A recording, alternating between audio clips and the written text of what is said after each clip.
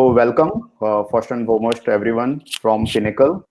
It is quite good to see you after a long time.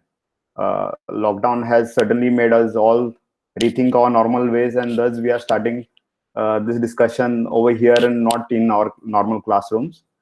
Finally, on a web platform that we are having this discussion. But I don't know whether we'll be able to convert the classroom experience over here. Only time will tell whether we'll be able to have this knowledgeable exchange properly. So coming back to Pinnacle, I'm sure everyone who's outside the university who has joined us today must be wondering what is Pinnacle and how it is associated with Goa University. So Pinnacle is basically a students forum or a club sort of, which was primarily founded 2 years back to create space for students, an academic community of Goa University to come together and discuss and debate on various issues that are concerning to the state, country, and international affairs. And now I think 2 years down the line, we can safely say that it has firmly held its ideals and continued as a student body, having students as a central focus. So it is also very unusual that we are having this discussion on a Sunday, but we thought that we'll engage more people and we'll have a wide spectrum of ideas to reimagine the education scenario in Goa. The format of the discussion remains quite flexible. We'll just have opening remarks from Professor Wag, since he's our lead discussant, and just some rules before we go into the discussion. Once again, I will request everyone to keep their phones and other devices on silent. This rule still applies whether it's our physical discussions or even on the web platform. Then even your Google Meet, you can keep it on mute and unmute only when you are speaking. And if you have any questions or something, you may use the chat box that is there. Also, try to keep your camera steady in a stationary mode just to avoid the camera shake and the disturbance that is caused by it. So I think I have the green signal from my team to start the discussion now. So without further ado, the topic of the discussion is that reimagining education scenario.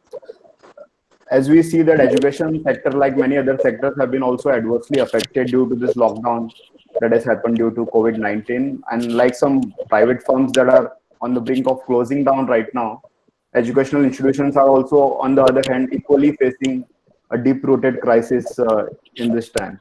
But despite those challenges, education is one area that I personally feel that still has uh, so many opportunities even in these times to grow. Also, when we education has not just remained in campuses before this lockdown, education has also was there outside the campuses also. People used to take advantages of other online platforms and other technologies to make use of education before that. But now we are forced to, about 90% of the learning is happening on the globe right now on the online platform, and we are forced to come down on online. So we have no other choice. So Goa, unlike most other parts of the country, have some advantages to it. We can effectively overcome these challenges if we put our resources in the right place. And for that to happen, reimagining is very important. And unprecedented times call for unprecedented thinkings. So not just for government and university, but even for students ourselves, that how we can reimagine, how we can reinvent our own ways. So that brings us to the topic of discussion, reimagining Goa's education scenario amid COVID-19 pandemic. The discussion is once again a Pinnacle Club initiative hosted in association with Department of Political Science. Pinnacle is very proud to have, very glad to have Ramrao Wak sir as our lead discussant today. Sir Ramrao Wag is the Director of Digital Learning, an initiative of Goa University, an Associate Professor in Computer Science Technology at Goa Business School, Goa University. I think Ramrao Wag sir is the right person to talk at this hour because he's done phenomenal work in giving the digital push for education in Goa, as well as the IT community, who very firmly consider him as a guiding force. Ever since the lockdown, he and along with his other colleagues at Goa University are working very proactively with the kind of new thinking that is required and bringing new initiatives as part of Goa University. Therefore, I would now invite Sir Ramarao Wagh sir to kindly open the discussion and give his opening remark. Sir Wagh, I now hand over to you. Uh, Thank you, Ramraj Naik. Yeah, In fact, there shouldn't be any confusion between Ramrao and Ramrai over here. yeah, So yeah. that I just put on the video. And hi, everybody, and welcome for this first webinar. I'm really very happy to interact with such a diverse, say, audience. And I see a lot of names. Some of my colleagues from university, colleges, as well as many students are right now in this conversation. And as a teacher, for us, connecting with students is the first priority. And I think thanks to Pinnacle for taking this initiative. In fact, some days back, we had a meeting of IQAC and where we were discussing how do we actually conduct this type of webinars from our teachers and from other eminent speakers so that our students stay connected and they get some say push. And I think it was right time where Pinnacle also took this initiative. So very happy, and I think I'm audible to all. So if you have any questions in between, you can put them in the chat window also, so that the flow is not say disrupted right now. But I would be happy to later on have as much discussion as possible as the time permits. So once again, welcome to all, and I'll just start with the help of a small presentation which I can fall back in between. Just give me some time to set up that. Right. About 43 people have joined right now, 44 now Yeah, for this discussion. yeah, well, good.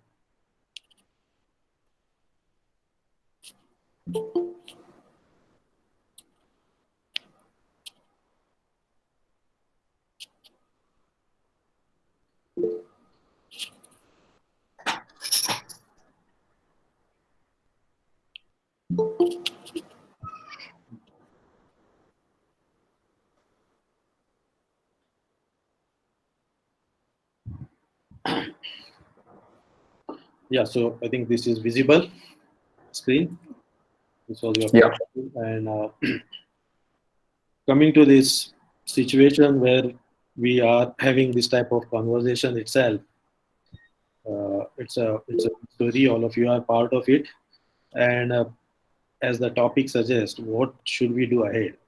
How do we reimagine? How do we now adjust ourselves to this what so-called new normal, which we are talking about, and continue with our quest for education? That is the challenge. And I'll just give you a brief about like say what happened during past few days, and based on that, I think we can also think in terms of future. right. Yeah. So if you see, suddenly due to this disruption, just like the whole country as well as at the international level, I think education was the first and the worst hit according to me due to COVID-19 threat. We were the first to stop the classes, stop the function, and then try to work from home. And I think as the things are coming back to normalcy, let us hope that things will be normal. But I think we will be the last, the education sector will be the last to resume at full scale, according to, you see, we're trying to have some sort of exams and all, but still it will take long time for us to settle. Now, the question was, if this type of teaching was not there, we had to stop that. Did learning stop? So, in fact, many other countries which had this impact of COVID before, they also tried to actually continue because this is unprecedented. Nobody was prepared for this, although technologies were there, but we were not prepared. So many countries took this approach. Like although there are disrupted classrooms, there shouldn't be disruption in the learning. Even China took this approach as early as January, and they started some sort of a teaching learning process. And I was also glad to, like say, find out from various sources. And in fact, we also have data where we collected data after the lockdown, after around 10, 15 days at the university level. what our teachers are doing. Are they connecting with student? And in fact, what we found was many individual and institutional level initiatives, not only at Goa University, but even at schools. I'm connected with many schools or in colleges. They have taken initiatives to continue teaching learning process with the help of different tools. And although the reach was not 100%, but at least they were catering to say segment where they could reach. And I think we have to applaud all of us, teachers as well as students, for that. They continued, and as we say, teachers want to teach, but then again, this question was that the students wanted to learn. Now, I'm not blaming anybody, or I'm not saying, I'm not concluding anything, but with this disruption, what happened is, although everything was closed, but in another sense, things were open. Students were open. Students could actually explore so many things, and naturally, then they will also try to find comparison. Now, if the teachers were teaching them in classroom, maybe wonderfully, but this was a time I think they also found that there are so many more teachers, human as well as in some other sense, different websites or anything from which they can learn. So now the question will be again whether they would like to learn from the same teachers in the same style. Now they have seen there are other possibilities also, those who have done this. So teachers continued with video conferencing. In fact, we at university also, although we had all these things in place, but we used to hardly use it. But now every day virtually we are sitting through almost like I have attended maybe more than 40 hours of like say meetings in total would be. Then there are webinars, teachers connected through emails, WhatsApp, social media, all these things. And this is, I think this is going to stay again. This will be anyway now will be using. But in the real sense, we were really not ready to handle this situation. This was a emergency measures. We are not ready in the sense we have not made say any digital content. We have not taken efforts to have our own digital content, like say a video which I would have uploaded on YouTube. Very few of us had that, so that I could provide that link to the student and say, okay, you study this, I will give you assignments. There was no training. No training meaning very few were trained. In fact, we as at Director of Digital Learning Initiatives, HRD cell of Goa University, or Director of Higher Education, we have conducted few training sessions for college teachers on how to create digital content and how to include learning, say, pedagogy, all those things. That was also an issue. So most of us were using video conferencing as a mere extension of our classroom teaching, where I would talk and student will listen, but it was not that interesting or that engaging. There was no coordination. Like suppose if I have around 5 or 6 teachers for a student, a school student, or even say in the PG, everybody wanted to like say have their own timing. A teacher might say at 10 o'clock I will engage, but some other teacher also at the same time would like to engage.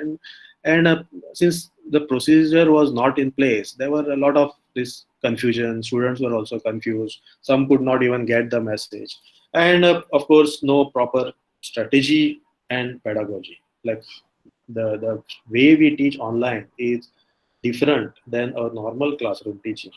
So that was also missing. We can touch upon that later. And of course, the biggest, like when we also conducted survey of teachers and even I think from students, and even I put a post on Facebook where the response we got was internet services are too bad in the state.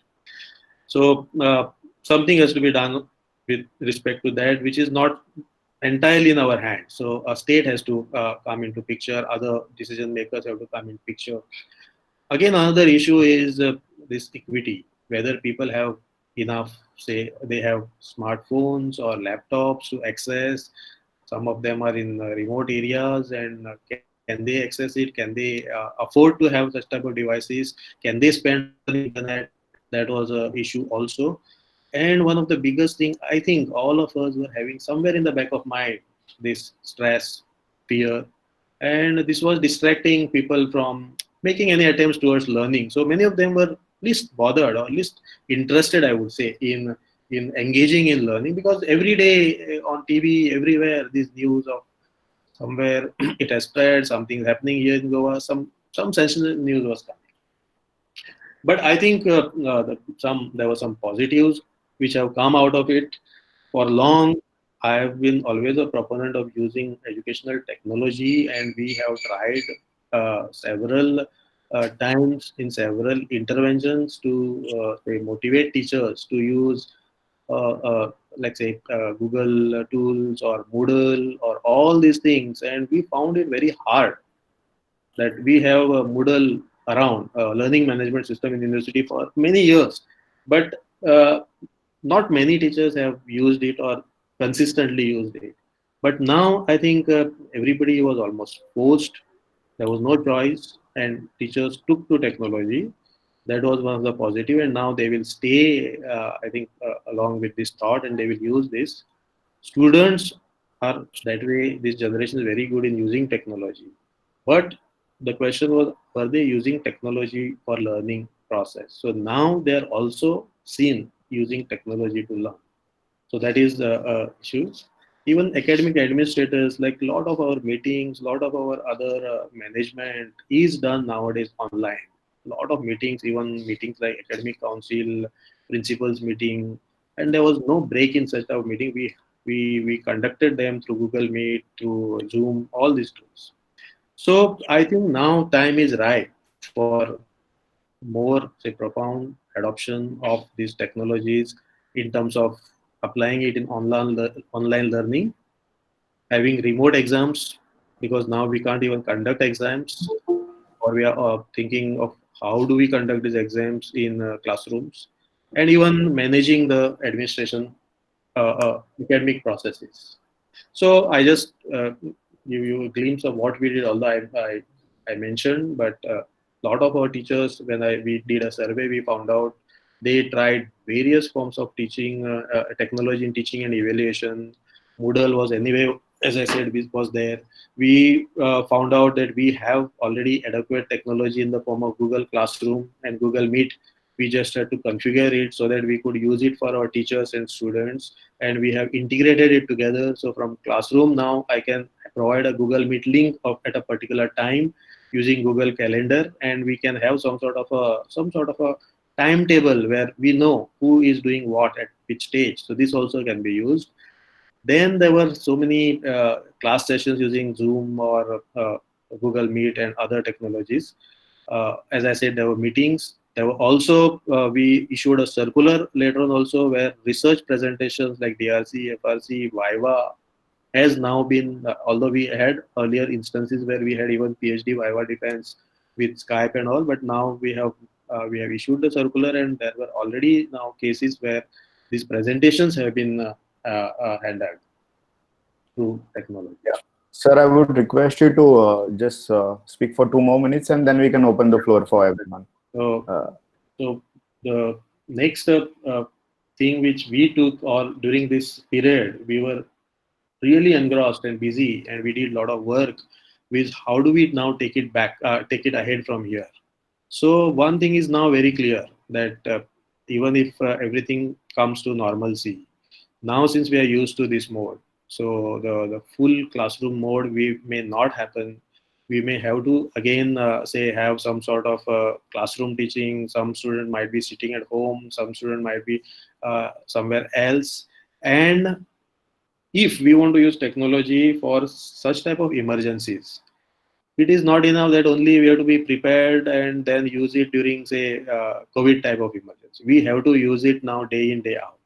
Only if we use it in our everyday teaching, only then we will be able to use it for the emergencies. So that is the bigger realization which we got, and we are now preparing for acquiring a better learning management system with video conferencing.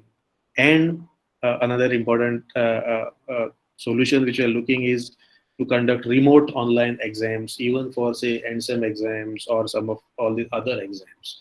So third thing which we would like, which we are trying to do is prepare or produce digital content from all the teachers. UGC is also mandated that at least some 20% content now teacher have to create in terms of video lectures and digital format.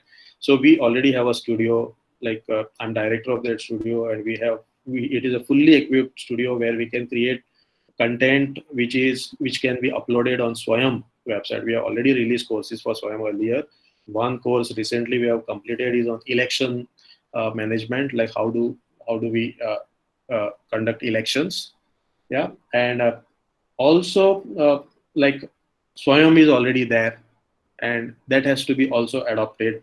So this is a overall plan, and I will come to these challenges, I think, during your question answer Yeah, session. yeah, So yeah, this is sir. what we have planned. Yeah.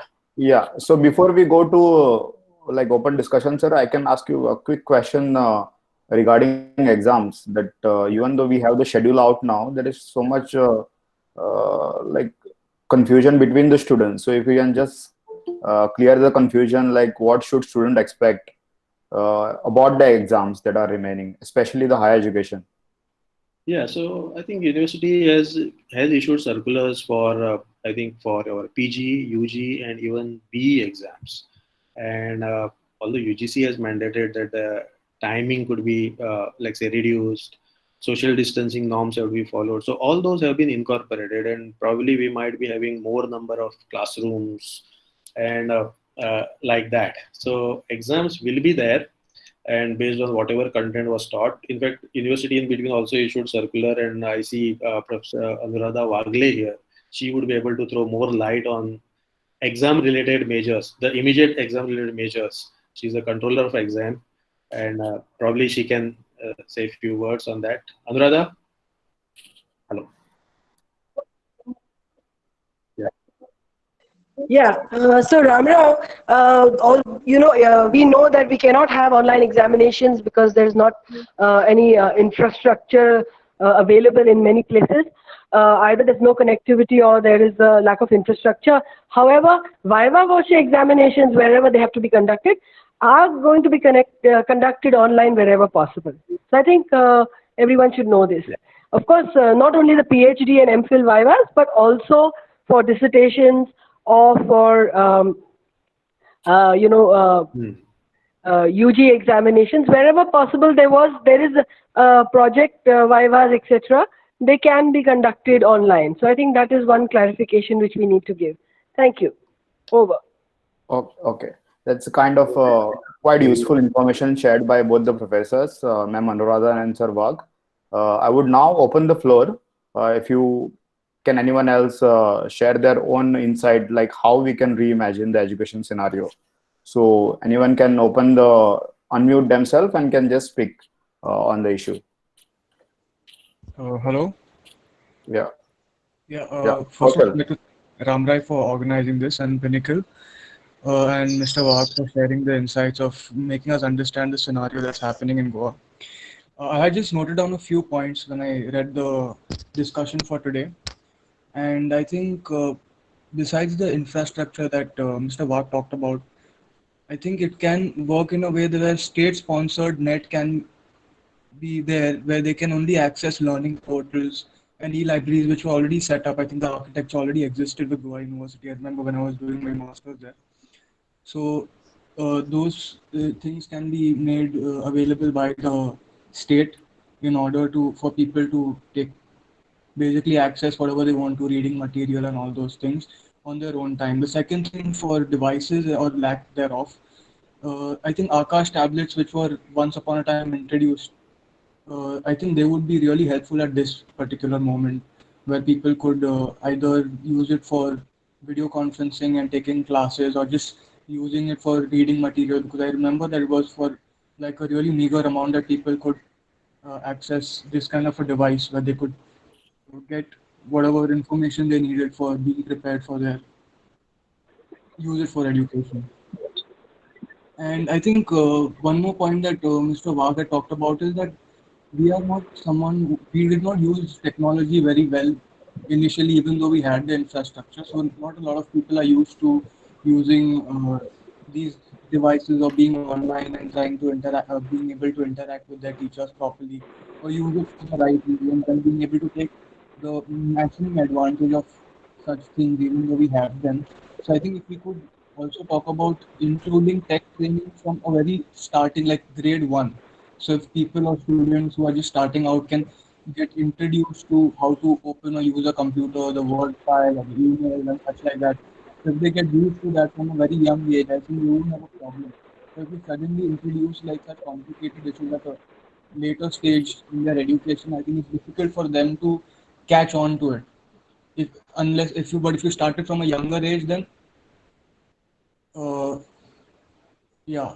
And the one more thing that Ma'am Wagle talked about was the Vivas. I think that is one point I'd written down was I think this particular situation will also help us reimagining how we give value to people who are giving exams, because we already know that the whole memorizing or okay. I'll just put my camera off. No, Kaushal, you can continue actually. Oh, You sorry. can turn it on, Kaushal. Right. Maybe others can put it off. Right. So I was saying that now, because of this situation, we can actually think about how we use these exams, because they are not a good, how would you say, way to analyze whether the person has actually understood the matter or not. The fact of giving marks in terms of examinations, but rather vivas are a way where teachers can understand whether the student has actually realized it or not.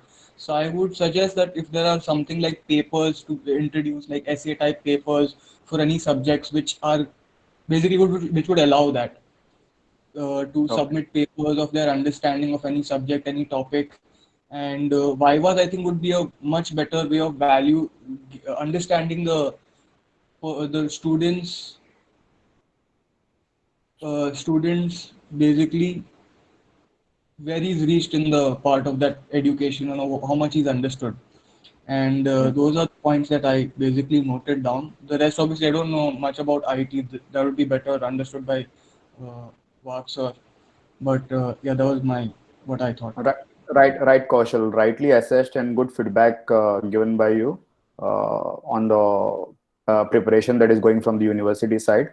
Maybe some of the professors who maybe have held classes, online classes, in the course of this past 2 months can share the feedback. Like, how is the scenario? What are the challenges that students are facing, and what are the other challenges? Maybe someone who can speak who has held those classes in the last 2 months.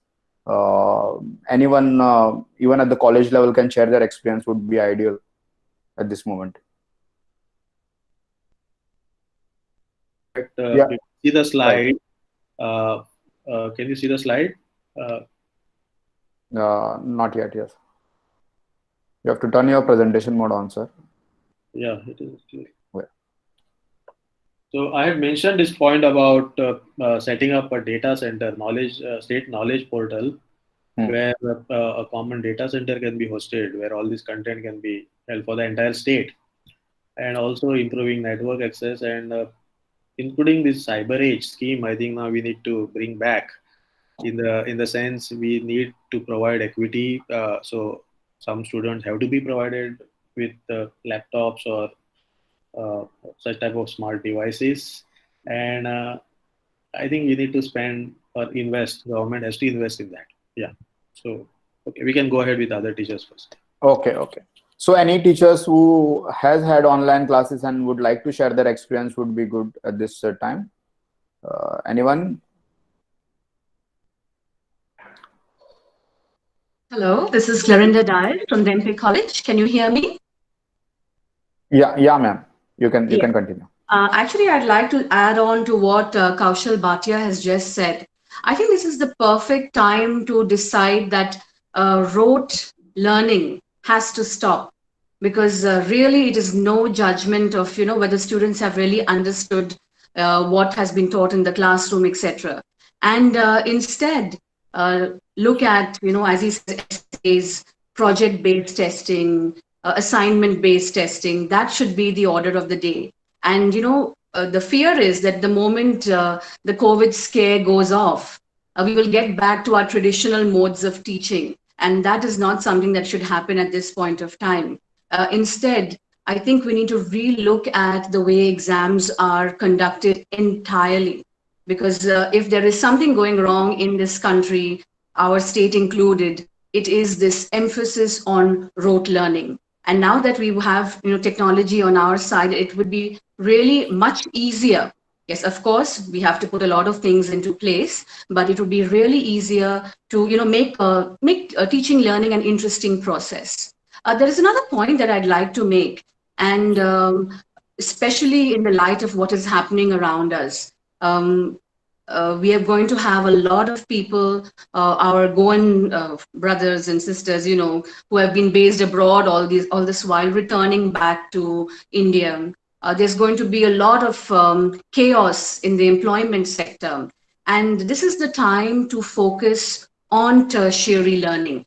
What we would dismiss all this while as hobbies need to be given as much importance as primary subjects that are taught at higher secondary, college, and maybe even university level. I know that people come to the university to focus on, the area that they have selected. But all said and done, I think skill development courses in those areas need to be opened up at all levels. Now, considering the fact that we have, lockdown, how do we go about promoting these skills online? And I think it's time to create content. For instance, I'm a person of literature. So for my students to do a theater course, it would involve creation of videos, as Wag sir has just said. Of course, university has the facility, but even in our own way, creating little studios within the colleges, schools, etc., and using those areas to create content that becomes paramount as of now. So 2 points. One is focus on what we would dismiss as hobbies. That needs to come back. Secondly, content creation is extremely important because while we have the equipment, it is time to use the equipment and make sure that the students get the benefit of this. Thank you. Yeah. As pointed out by Ma'am Dias, that we have to have a relook at the education system entirely. Also, she spoke about the advantages of online learning and etc. Even previous speakers spoke about it. But now, whether if we can just have a deliberation on what are the challenges that might online learning might bring. If someone can share their comments on that, what are the challenges and what are the difficulties of the online learning might bring?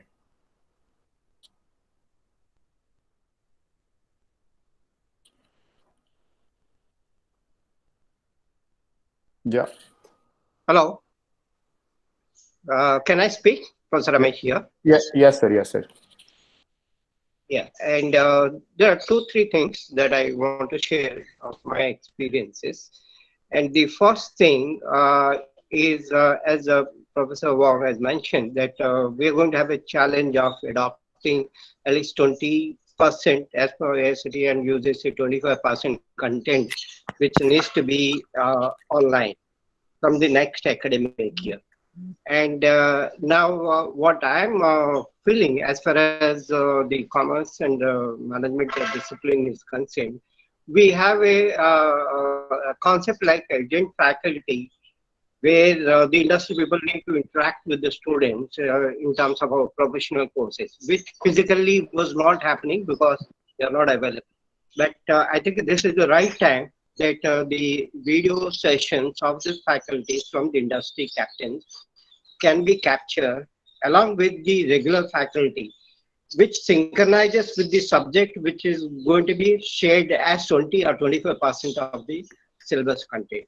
And this is where exactly the video content needs to be developed by the concerned faculty, whoever is dealing with that subject. That's one greatest challenge that needs to be adopted from the next academic year.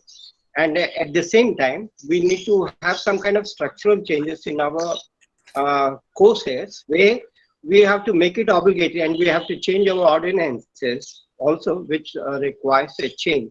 If you are to adopt this shape of the classroom lecture from 100% to 75 and 20% or 20% to the video sessions or online sessions.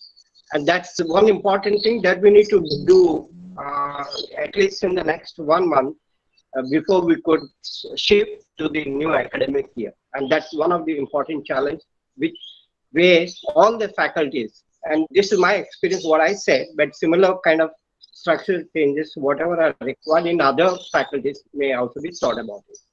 Now, another experience, what I've seen over the last 3 years, it is the students who work far ahead in terms of following the online content from different sources which are available, and they show less interest in terms of the classwork. My personal experience, I'm sharing with MBA or MCOM students. Some students who are very irregular in classes, but when it comes to their ISA test, they were scoring very high marks.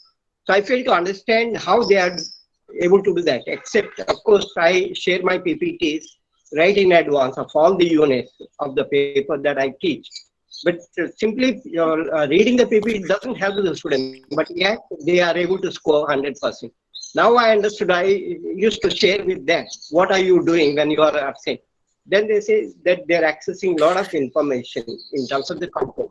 So this is the reality where the students are much ahead of the teachers.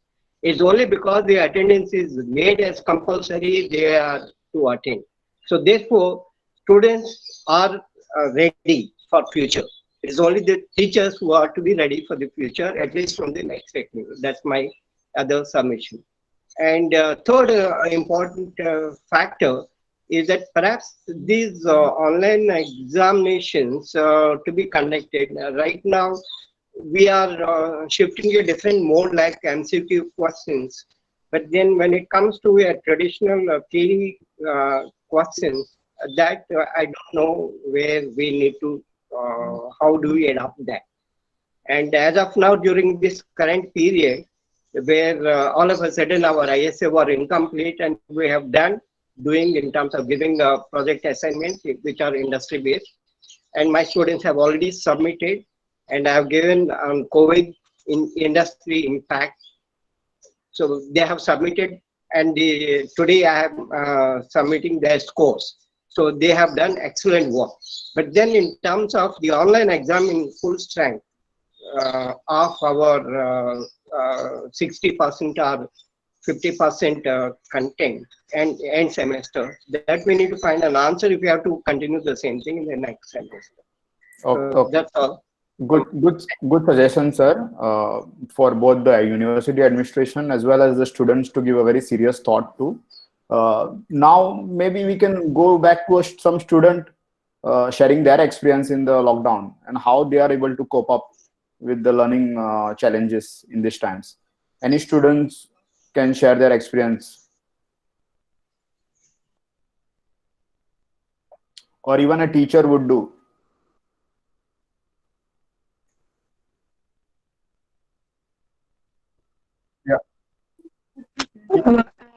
Can you hear Yeah, ma'am, me? we I'm can not hear sure you. if my this is Bella Rose Fernandez from St. Xavier's College.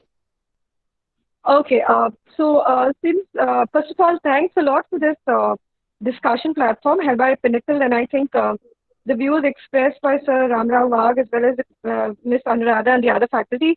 What I would like to say from my side is, one is as a college teacher, I think, so COVID-19 pushed us into a situation where we had to move on to a different mode of teaching, which was challenging. So the first thing teachers or faculty needs to do is actually learn to teach beyond just the chalk and board method, because sometimes we are very fixed with that way of teaching only. And these trying times have actually taught us to learn these skills. But I think apart from learning it only when such a situation arises, teachers need to upgrade at least different modes of learning experiences for students, because what I found is moving away from the classroom environment when we went on with Google Classrooms and even Microsoft, because we were using that for completing our syllabus. Am I audible still? Because my network is a little bad. Yeah, ma'am, we can hear you. Hello? Clearly, yeah. Okay. So what I felt is one is students were not very sure of how to exchange or even interact on an online platform. It looks quite tech savvy, but we have issues with network all over India. So someone in Bicholi cannot get into Zoom classes or cannot get into having access to internet all the time. So those were difficulties which perhaps we all need to look at. How good is a network when we talk about going online? even for a small state like Goa. Second is the cyber aid scheme which was spoken about. I think at the higher education level, it should be reintroduced in a fashion that it can be given to students who really need to learn, from remote areas, learn digital skills. Because some students may not have even laptops at home. So how are we talking about conducting these online classes for them on a regular basis if we are going into that mode in the next coming year? Another observation from my side is for making it interesting for students to learn something on an online mode, we have to go beyond syllabus, because believe me, if it's only syllabus driven, then students do not like that mode of interaction. You need to keep it crisp, you need to keep it informative, you have to work with different resources like video, like using a lot of perhaps infographics into your PowerPoint and all those things. So that's where teachers have to be very futuristic or progressive, I would say, in the way they introduce these topics to their students in an online mode. Because if it's PowerPoint, students just download them and they don't go beyond just learning that for the exam. Now, if you're talking of an online course, then it has to come to, how we look at online MOOC courses. Somewhere teachers have to look at those different forms of interacting and getting students to interact with them online as well. Otherwise, like I said, we may just use this as a temporary measure of overcoming a crisis, the pandemic that we are facing right now. But in the long term, I believe students also need to take on these digital skills to get into an industry or to get into a career. And that's where the learning experience is important for them. So it should not be a one-way traffic where teachers just keep giving information. Rather, you should use it as an interactive platform. And doing that is challenging. How do you give assignments? How do you assess assignments?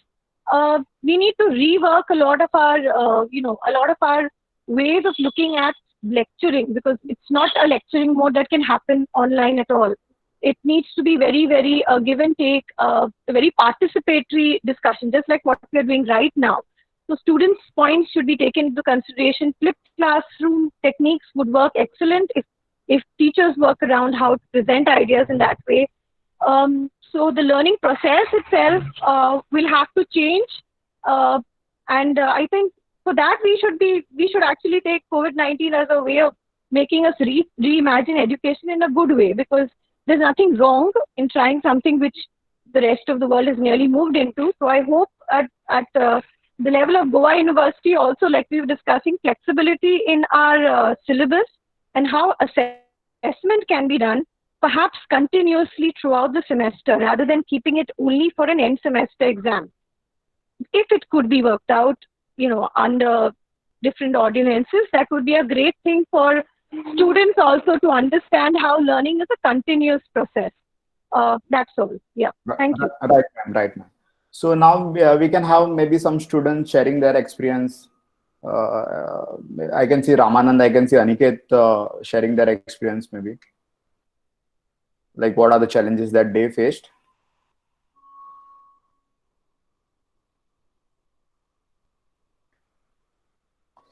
Any students here? Hello, am I audible? Hi, Shreya here. Yeah. Hello. Yeah, Shreya, you can continue. Am I audible? Yeah. Yeah, so I'm doing my master's in political science. I'm a student of Department of Political Science, Goa University. And as the COVID crisis has opened our eyes to a new opportunities and approaches for educating millennials, I really believe that now we don't want to get back to that conventional teaching chalkboard, as ma'am mentioned, that teaching. We really need a new mechanism because. Hello? Yeah, you can continue. Hello? Shreya, you can continue. Hello, can you hear me? Yeah, right. You can continue. I was saying that, I open our eyes to the new opportunities and approaches for educating the millennials. So we really don't want to go back to the same conventional teaching chalk and board method.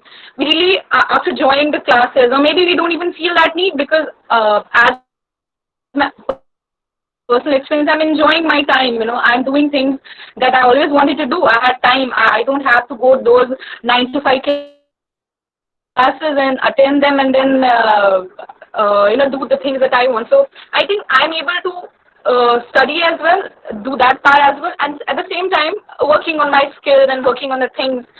As ma'am also mentioned about the hobbies, one of them mentioned about the hobbies and things like that. So we really don't need those long hours of education. We really need quality and a quantity to get. We don't need a long hours, but we need quality and crisp and clear sessions, and that is for us, because as per me, I really don't want to spend that much time in one class, coming and going back, spending on transportation and all sorts of things, when this is very convenient for me and most of the students.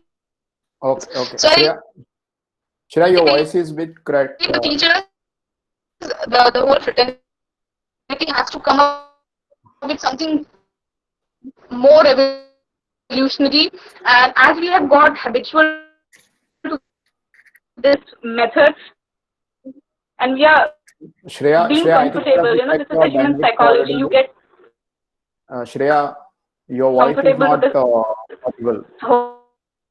It's a bit cracking. Class notes. So I really think hello? Shreya, your voice is cracking a little bit, so maybe we can. Even I really think that now it is a responsibility for the whole.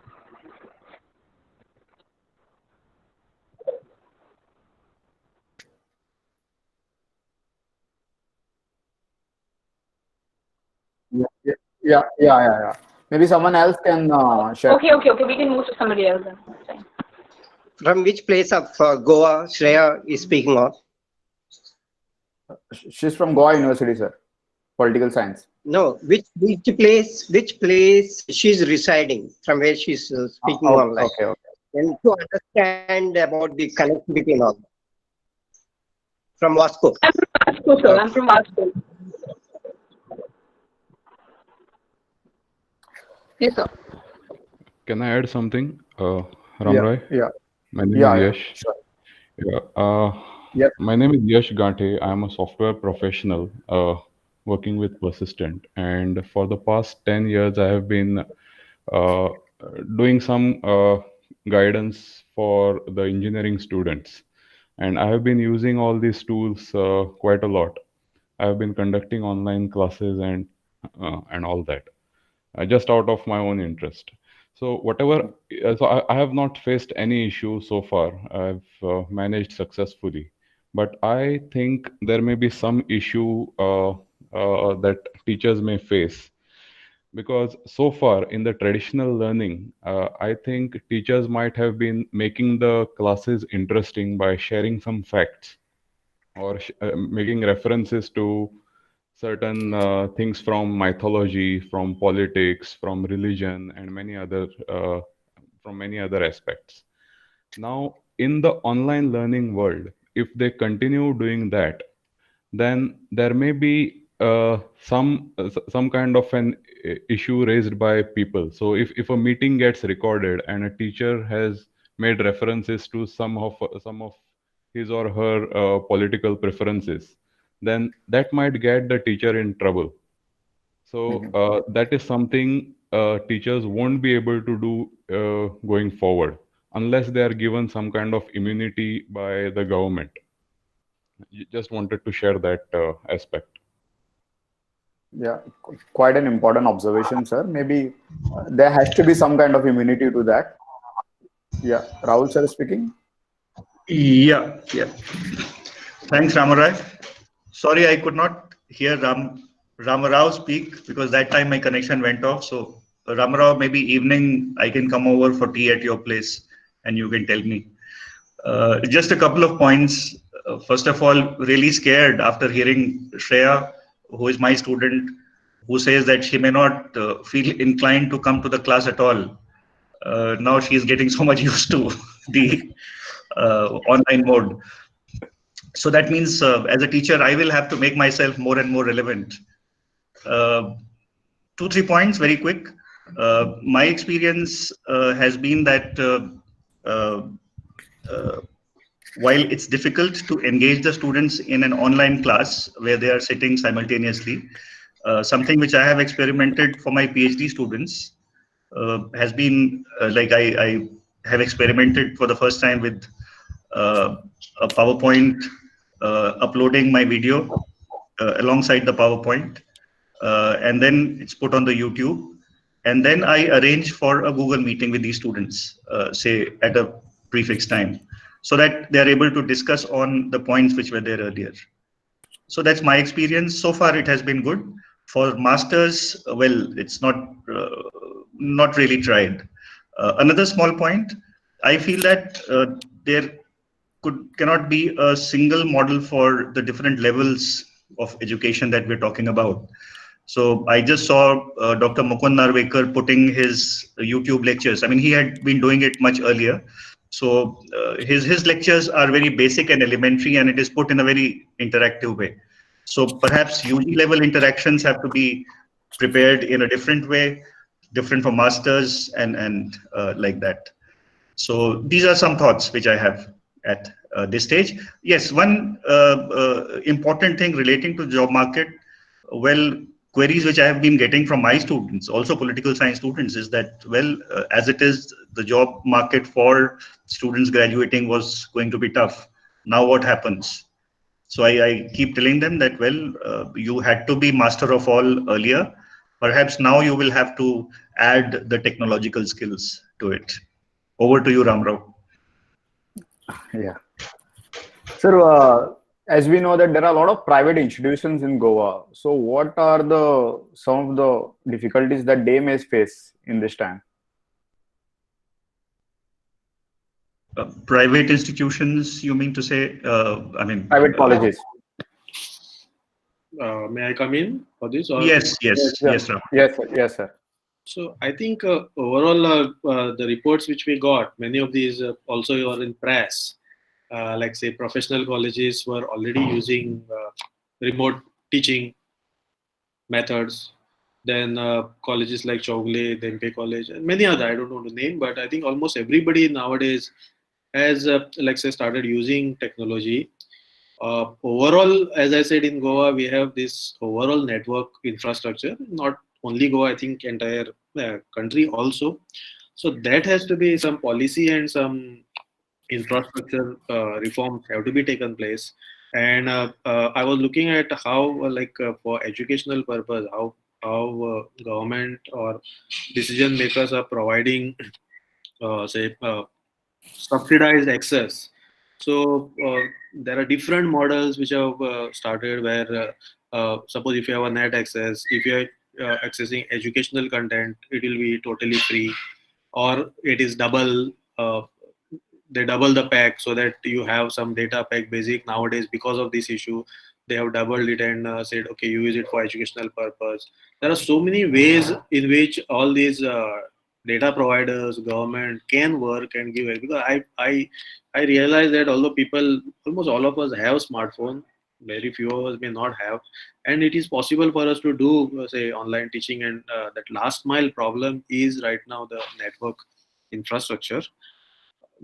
In terms of technical aspects, in terms of creating that content, making it more suitable for online delivery and engagement, and involving student using all these strategies like flipped classroom, we have to have reforms not only for teaching but also for exams. Like also Professor Ramesh said that how do we conduct subjective exam? Now we have evaluated almost 15 tools in last 15 days on exam. We have also evaluated 15 tools or more on LMS, but exams, now we have actually solutions to conduct the way you conduct even public exam. That type of exam can be conducted sitting at home, provided this network problem. At least at the start, at the end, in between, you have a network access. People can conduct exam using remote proctor. Human proctors can check. Artificial intelligence can do the check, and they can answer the exam. But this time we are not ready for it. In fact, we are now trying to put up this type of system so that we can use it in our everyday, life, everyday instructions. And then also then such situations come up, we can also then switch on to remote, say, type of exams or a mix of that. But that is possible now. So that is one issue. So I think almost all the colleges. Any thoughts on the fee structure or anything? Fee structure. Yeah. in terms of what increasing fees because of this Yeah, exam? whether it is increasing or any thoughts shared during the meetings or anything I regarding the don't think so fees, about this whether it issue. will be decreased or increased. So usually what happens, like if we go for this type of remote exam tools, they charge per student. And suppose I use it for like say BA exam, or say conducting GURT, or say conducting any other public exams. Cost could be around anywhere between 50 rupees to 200 rupees per student. So how do we, like if it is part of your normal exam processing fee, or that is the issue that can be sorted out. But Even technology, normal admission, sir. Even normal courses. yes. So yeah, so that somehow we have to find a special fund, and I don't know, but that thought of imposing that fee on student has not been discussed as of now, or I may not be part of it. But Hmm. first, we need to find a solution, adequate solution. So we are doing actually a sort of a pilot, or in right from tomorrow we are doing a lot of evaluations of different solutions at the university level. Yeah, right, right. I see Gaurav has joined. Gaurav. Yeah, Ramrai, am I audible? Yes, yes, Gaurav.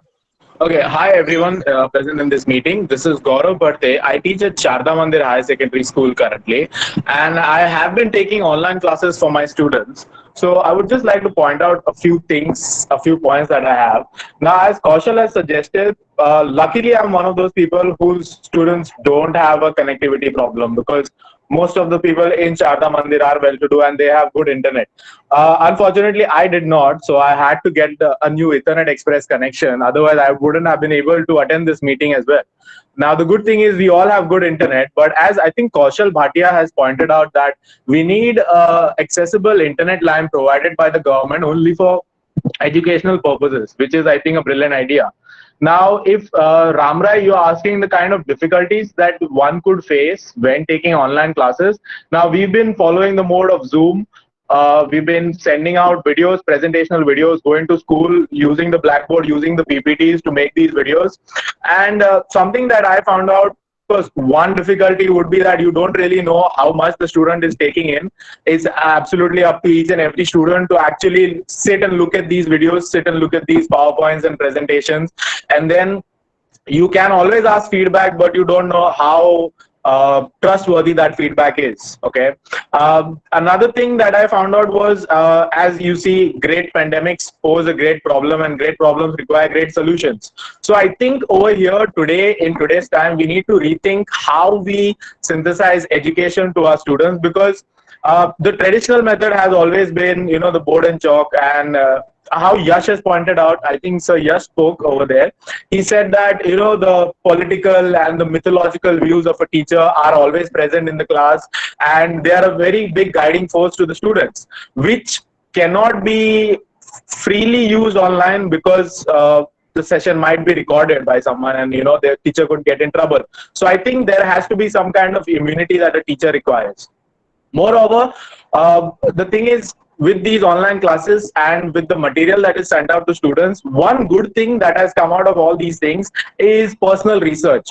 Now, when I was in college, or when I was in school, we did not have such good internet to go home and actually research about all the topics that we were taught in school. Whereas today, all the students have access to all these opportunities. And personally, I would wish that I had internet back then, so that I would have researched on all the topics that were taught to me. Because now that I look back upon it, I really wish I would have paid more attention in class, or have had done more studies. But of course, it's always a good thing to learn now that I'm learning from different sources. So what I've noticed is, my students personally, it's not just the stuff that I send to them, they are researching on it. They're looking at different websites. Now, what I always do is I send links, I make a Word document and I send links to each and every topic. And there are like 5-6 multiple links. I tell them always not to refer to just one website or two websites, and refer to multiple websites to form their opinions. So which is a good thing, which is where all my students are actually researching on their own on a particular topic, which is, I think, is very important. Research is very important to understand any kind of topic, the background of the topic, what comprises in the topic, and what are the future uses of the topic. So these are the things I wanted to say. Okay. Quite a comprehensive outlook that you have given on the online learning. I can also see Prakash sir from Department of Political Science. Sir, would you like to share any thoughts on this? Right. I'm also getting adjusted to all these things. Okay. Nothing much to say. Okay. Okay. Shailesh, you have any thoughts on this?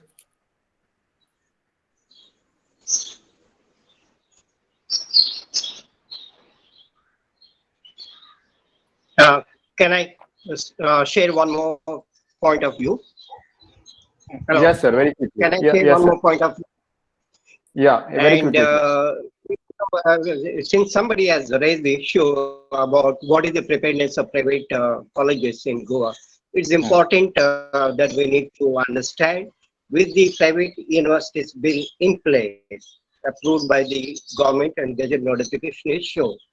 And it is only a time when the private universities enter into Goa. And as far as my information is concerned, at least 4 to 5 universities are already in queue for the approval. And now my viewpoint is that this kind of COVID situation 19 becomes a kind of a alert or threat kind of situation for a state university and an opportunity for private universities, simply because for establishment of private university, there's some kind of requirement in terms of the land, infrastructure, and other things. But then with this kind of online education, which is going to take far excellent than the physical kind of classroom, at least to the extent of 25% at the moment, and maybe in future it may go up to 50% online. And the private universities are going to have an edge on that. And unless the state universities and the colleges located in Goa try to build up their infrastructure and then be ready to compete with the private universities, otherwise the private universities are going to take over. So this is my caution of work for it. Thanks. Okay, sir. Okay, sir. I think we are well past our time, but we can still extend the session by 15 more minutes since there are many people, and we can still have an open deliberation by many others who are joined in. So anyone can join in, just share your thoughts on this. Ramarai? Yeah, yes, sir. Ramarai, I would actually want to hear from some more students, particularly, I mean, since Shreya initiated this, Right. online versus physical. So suppose if they would want their teacher to come up to the level where, I mean, they do not see online as a replacement for the teacher, what changes should the teachers make to lectures more, to make the lectures more interesting? So I would like to hear from students, and I see Prachi, Shailesh also has studied. So ask some students. Right. Right. Maybe some students can answer Sir Rahul's question.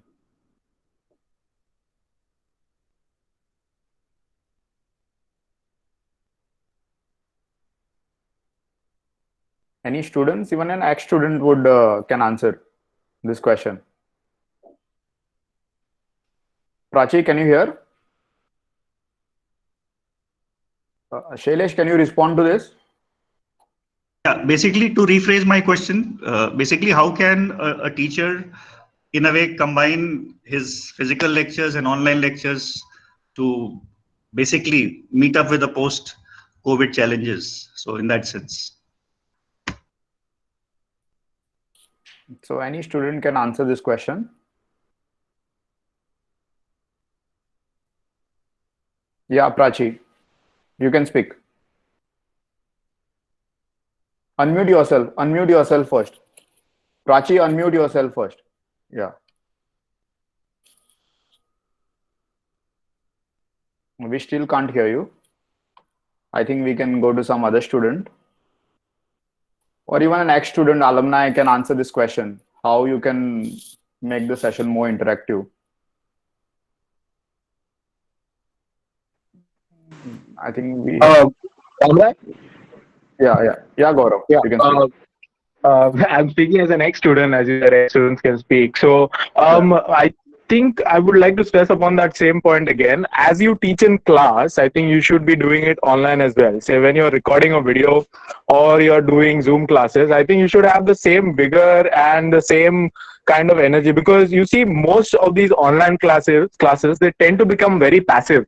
It's just a professor or a teacher sitting at home, and it feels like they're just talking to a monitor, they're not talking to a class. So I think every teacher should keep this in mind, that they're addressing their students, maybe 40, 50, or 15 of them, as many as there are, and make it like a classroom environment. Forget that there is a digital barrier, and give all the information that they really wanted to give. What I've noticed in, I mean, of course, it's a bit difficult for, say, the elderly lot. Of course, there are some technically advanced teachers that we have, Sir Ram Rao and Sir Rahul, who are there in Goa University, and of course, Professor Rafael. But there are, even my colleagues, some of my colleagues at Sharda Mandir, they have a huge issue using technology, and it's kind of difficult to teach them, the elderly ones who I speak of. So what we tell them is just record a video, think that you are sitting in the class and talking to the students. Do not think you're facing a camera, because that's one of the things that I've noticed, is it becomes very passive. There is no active learning that's taking place. It's just passively sitting and listening to a lecture. Okay. I can also see costume. Can I speak, Ramray? Yeah, Shailesh, you can speak. About Rahul sir's question, being an ex-student, I would say what needs to improve is the assessment, because a teacher can easily tell if a student has done rote learning. For example, if you do a presentation, you can easily make out if the person is depending more on his slide than his own memory to recite whatever he's learned. And the point is finally to understand his opinion about that particular topic, and not understanding what other scholars have previously written, or maybe who they agree with and why they agree with. For example, there's a topic called, let's say, Assessment of Clash of Civilization by Hunter Thompson, if I'm not wrong. So that book, the student needs to give his personal opinion about it, rather than understanding what other people are talking about it, So a teacher, one of the things I would like to suggest to the professors present here to improve is, if a student is not putting that effort into that, he's just reading something and mugging up and then repeating, then you need to personally take care that you may emphasize to him or her that you need to put your own thoughts into it, and encourage that part where he or she can share their own views about it. So that is one of the ways by how you can make the personal class interesting. At the same time, when it comes to technologies, I know one of the things you can actually look forward to is a YouTube presentation, in the sense that a video is recorded, collages are made of clippings of, for example, pictures, and that would not only give the student a skill to do photo editing and video editing, at the same time he can have that video as a portfolio when he sends his CV to a future employee.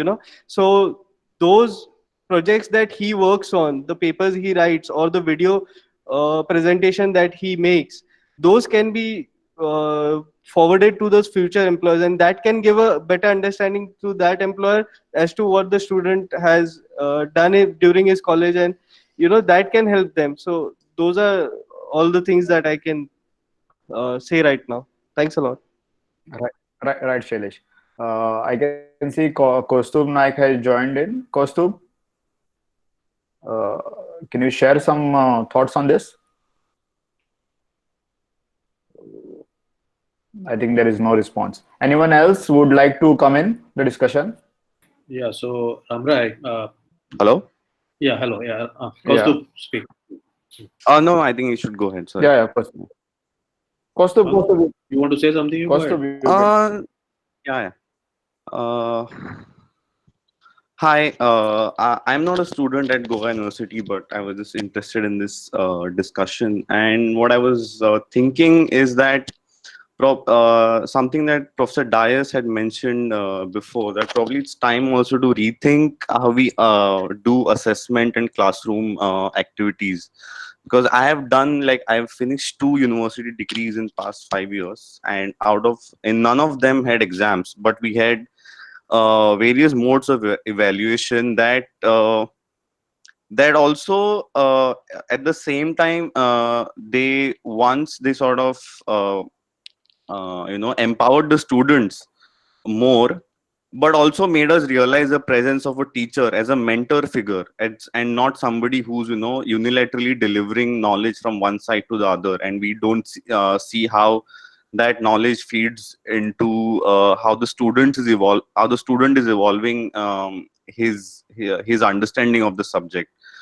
So I think probably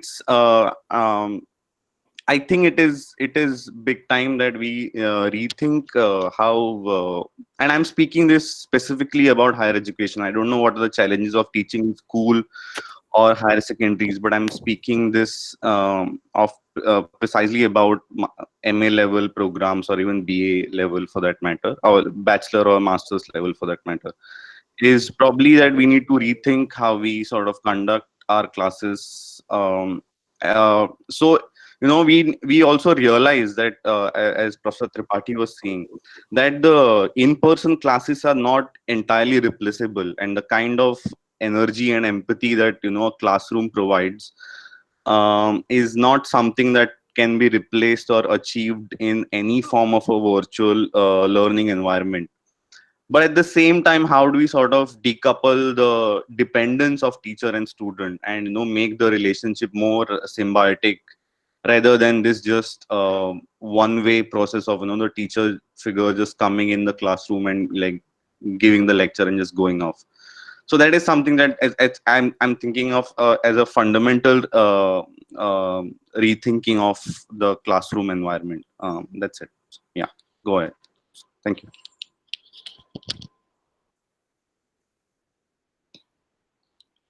Yeah, thank you, Kaustubh, for this beautiful expression of ideas. And yes, I think there should be reforms and change in approach in terms of teaching. Uh, in terms of flipped classroom approach can be adopted. You can have reforms in exams, like where presentations can be held, because most of the tools which are evaluated right now are trying to mimic the public exam or highly proctored secure exam process, which is, as everybody said, yes, they are trying to test the rote learning. But now with UGC's mandate for outcome based teaching, where you have to demonstrate that knowledge, that okay, I've learned something and I can now apply it to real life. So I think slowly these things also have to come in. So it is not only the technology, but the reforms have to come in, and then I think all these things will come up. And surely a training has to be provided to the teachers to adjust to these new situations. There are a lot of websites, lot of help is right now available on how to make best use of all these tools. If teachers, like somebody said, research, a lot of you did a lot of research. Yes, we have been also researching, and we are finding out so many resources. We shared it with teachers. But I think, yeah, we have to be alert and try to do that. But also have specialized training. I'm happy to know that education department is conducting a massive online training for many of its teachers right now. That is going on. We heard some of the feedback, and if some of the teachers are here who are attending those courses, can they shed some light on that before I go on? So, yeah. Okay. Any of the teachers who attended that session? Hello. Hello. Yeah, ma'am Suchita. Hello. Yeah. Hello. I'm Suchita Naik. Yeah. And I'm from Yeah, High you can. Sec. I've been attending this. I mean, the course. The first batch are the master trainers, which have been trained and will be training the other teachers. Of course, it was experience with a lot of teachers. Ma'am, your voice is not. Okay. Can you hear me? Hello. Yeah. Now we can hear you. Yes. So we are learning, all of us. Of course, there are a lot of glitches, as I said, but it's a wonderful platform, and it's given us an opportunity to learn this. And I was extremely interested in this online teaching learning process. I think it is a wonderful way of teaching, coming in contact with the students. But I would definitely agree to most of the professors here who said that the teaching, personal teaching, should not be redundant. It should go on. But at the same time, we have to adopt to new technologies because OERs or other YouTube links and etc.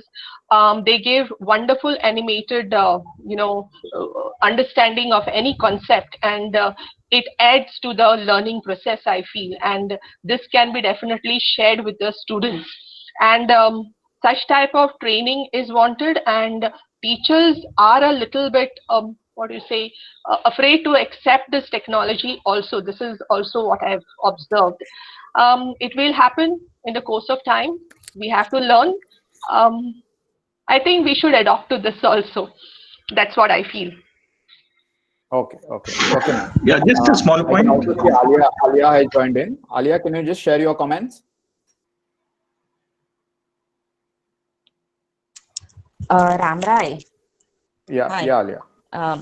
Ramrai, I was interestingly, even though I'm not a teacher at the moment, I was listening into some of these lectures that were given to the teachers who are being trained, what you were just talking about, right? And I found it really interesting, Ramrai. I learned so much from it. Actually, someone I know was taking the training. So I was also listening into a lot of the sessions, and I found them so interesting. And I think it's nice even for someone who's not a teacher to like just listen in and learn. It was really interesting, and there were so many cool platforms like, of course, Google Meet, Google Classroom, and then there were so many OERs that were taught. And I think like if you keep an open mind and just try out new stuff, I think it could go a long way. And thanks for holding this. It was really interesting listening to everyone's take, Ramrai. Thank you. Yeah, thank you. It's a small Sir, point. Rahul, Yeah. No, it's a question to Ramarao. So, I mean, Yeah, Rahul, 15 years back, we used to hear that this Goa broadband network it's so extensive that, I mean, it literally connects every area to a huge. So, I mean, and now we hear of these connectivity issues. So that means at the policy level, there is a big gap in terms of how well connected the state is. So BBN and all are not what they were supposed to be. Just adding to that question also, we also hear a lot of talk of Goa being a knowledge economy, sir. So would this be a right time to forcibly have that? Yeah, so coming to Rahul's issue first, yes, Goa broadband network was exercised in, I think, two directions. One was to make available all these government offices right up to the village panchayat connected. Even schools have been connected. But as you say, connections have been provided, somewhere they are not working. And the same network was also used so that people can also access or have their data services through that. So it was actually it was a good business model. I thought government is also making it accessible and also for public. But some places it is giving some good service, but some places not. So in fact, we were some days back I was also discussing with Vice Chancellor about that this is there. The last point up to panchayat level, every panchayat is connected. Actually, some video conferencing has been done. But now from there, it has to be taken to schools. It has to be given to, say, households. That has to be done, especially rural, because government only can do it. All these other private players will not go to rural areas and provide the access. There are so many models through which this can be done. But it has to be revived. And overall knowledge economy as such, yes, currently we have to build a strong base in terms of say research, in terms of local knowledge, and also work on some bigger issues, and government has to set up. So somewhere also I had said that we have to provide a data center or at least a knowledge portal to begin with, which can also come up with some interesting solutions. Like say in Maharashtra Knowledge Corporation has provided a very like say it has served most of these universities and institutes their solutions work, and they have provided like say remote exams, learning management system, everything, including consultancy to most of the universities. So something of that sort we need to have. Although we are small, but we have enough like say institutes and overall educational institutions overall, including school and everything. And we, if we provide, this was a thought many years back. Even like say a lot of our IT activists used to talk about it. Goa could be an ideal place where we connect each and every school and institutions together, have some common data center, and nurture this knowledge. But only talks right now, and I don't think a concrete say decision has not been taken, and we may or we have to press upon government on that. Okay. Yeah. Okay. Ramana, one Anyone small else? point. Yeah. Yes, sir. Yes, sir. Quickly, sir. Yeah.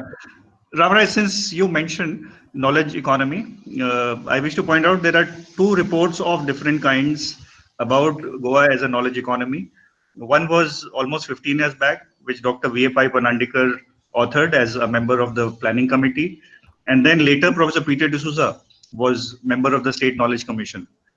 Now, I'm sure both the reports are somewhere in the government cabinets. So we'll take them out and remove the dust and start reading them. Right, sir. Right, sir. Anyone else who wanted to speak in earlier but did not get the opportunity? Now maybe the right time to come in, so we can quickly wind up the discussion also. If I would like to just show some possible scenarios, unless some others have some questions. Yeah. Maybe let's wait for someone else to join in, sir. Yeah. Anyone else would like to join in, or Mr. Wag, Sir Wag can continue?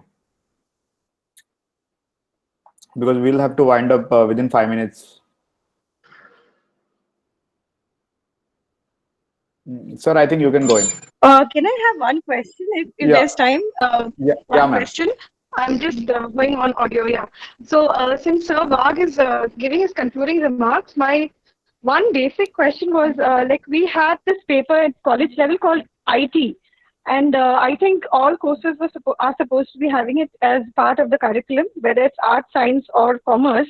Now my question is, beyond going through only basics of information technology in terms of learning just softwares, hands-on training becomes very, very difficult when you have huge number of students at the college level, but it's very important.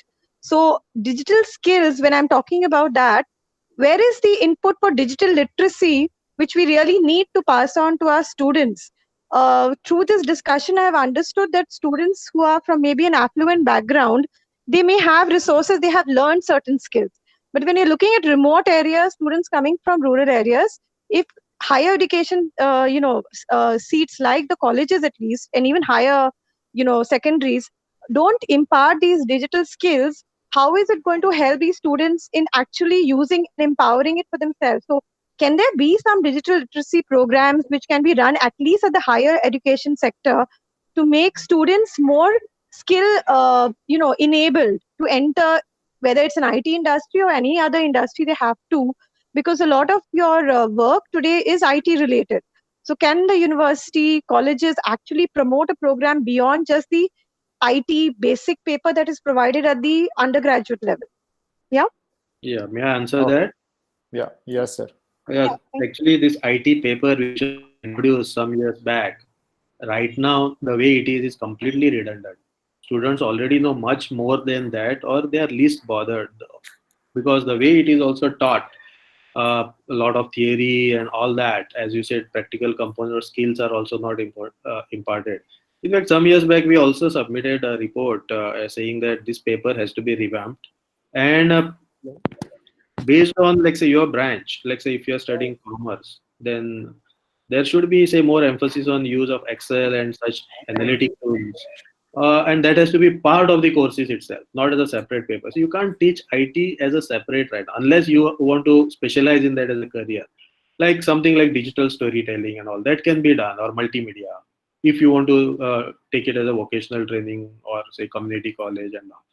But I think the way it is taught, and what happens is right from primary, there is a computer paper. primary, KG, even schools, everywhere, and most of the things are repeated.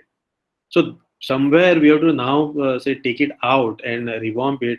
Some sort of ethical issues also related to use of IT and all has to be brought properly. In some years back, we also added security part to it because UGC mandated it, but then nobody was serious about it.